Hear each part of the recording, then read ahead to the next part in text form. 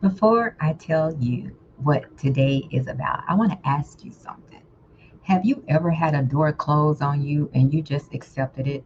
I mean, you told yourself, well, I guess that just wasn't for me. Hmm. Drop that into the comments, yes or no. Now, here's a harder question. What if that closed door wasn't protecting you? What if it was preparing you?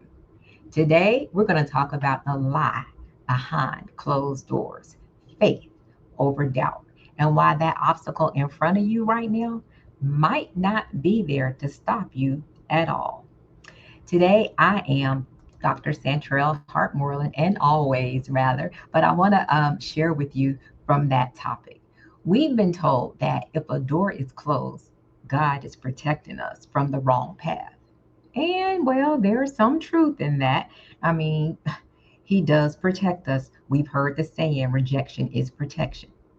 But here's what I think we're missing: obstacles don't just block you from wrong doors, they build you up for the right doors. See, we live in a culture that says closed doors mean not for you or not now. But I'm telling you that obstacles, setbacks, and hard seasons, they're not punishment, they're preparation. They are the thing that strips away what's weak in you so you can step into what you've actually asked for. And here's where faith comes in, because truly, faith and doubt, they're really the same thing. They're both beliefs about a future. The only difference is direction. Those that have faith believe that a good thing is about to happen, where those that are doubting, they believe that a bad thing is about to happen. Both are beliefs. And here's the kicker: you get to choose which one you're living every single day. So, I want to talk to you about three people who chose faith and what they built through perseverance. First of all, let's consider Joseph. Joseph, his brothers threw him into a pit. They sold him into slavery. He ends up in prison for a crime he didn't even commit. And every single obstacle. This is the thing I want you to hear. Joseph didn't skip any of those hard seasons. He didn't pray his way out of those seasons. He persevered. He persevered through them. And every obstacle added something to him: wisdom, discernment, the ability to lead under pressure. And when he finally stood in front of Pharaoh, he wasn't the same guy who got thrown into that pit.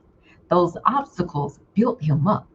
So I'm asking you, what's one skill you learned from a setback that you actually needed later on? Now let's consider Noah. Noah was 480 years old, and God tells him to go and build a boat in the desert because it's going to rain. Noah's never seen rain before, and he had to be obedient to God for over 180 years, where God laid out the plan on how to build that boat. Now, that's not closed door faith, that's open faith, choosing to believe something that you can't see. Noah didn't have any proof, he had a promise. Noah had never seen rain, and he had to persevere through being mocked and people laughing at him for building a boat out in the desert. He had to persevere through physical labor, 120 years or so, building a boat, having never seen a drop of rain. Hmm. Again, what kind of faith do you have? Every single day, Noah had to endure people asking him, is this really going to happen? What are you thinking? Uh,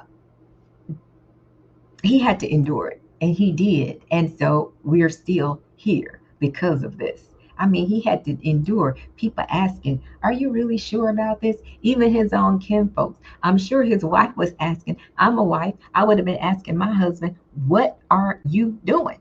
Hmm. So, when's the last time you acted on a promise that you couldn't see yet? Now, the last example that I want to give you is about Esther. Esther was an orphan. Esther was taken into the palace of the king against her will. She was forced to hide her identity as a Jew. And then she has a choice. She can speak up and risk being killed or stay silent while the people around her, her own people, die. Yeah, that's a big door. That's a terrifying door. But Esther chose faith over doubt. She chose courage over fear. She persevered through the terror of not knowing the outcome. And in that perseverance, she saved a nation. So now here's what I want you to take with you today. You've got obstacles in front of you right now. There are things that are happening and you may want to give up. But I want you to know that those obstacles aren't there to stop you. Those obstacles are not necessarily there to tell you that you shouldn't do that. Those obstacles might possibly be there to build you up in your character, in your faith. Perseverance over doubting, perseverance over stopping. So, whatever you're trying to do, whatever that next step is, however that is showing up to you, you deserve to walk through it. Now, if you want to get deeper on this, I have books. I'm inviting you rather to go to the elevatedliving.us community. Head on over there. That's where we're creating a space for people who are playing big, not small, and they're ready to persevere through whatever is coming. So join us over there, and I'll see you next time. I am Dr. Santrail.